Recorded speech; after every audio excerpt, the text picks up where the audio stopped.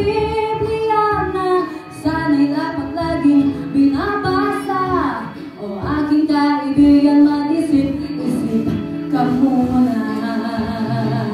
Oy, oy, oy, oy, ating isipin may Diyos na nakatingin. Dapat nating sambahin, pagtipon at pasalamatan natin. Hanggang ang earth ay ating lisanin, pagkat itong mundo ay magugunawin. Kaya't ang payo ko ay mag-isip-isip ka rin. Tutok na tutok sa pagkalikot ng cellphone. Lagi na lang sa call and text ang atensyon.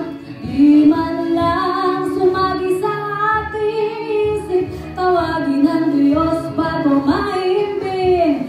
O aking kaibigan, mag-isip-isip ka rin.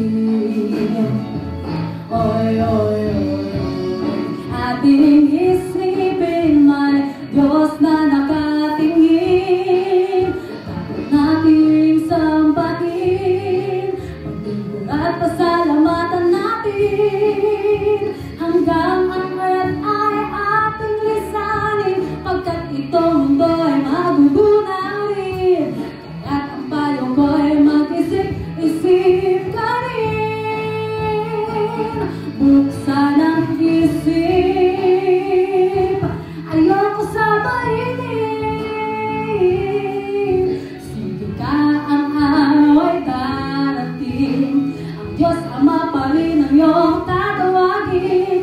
Kaya't ang payo ko'y mag-isip-isip ka rin. Oy, oy, oy.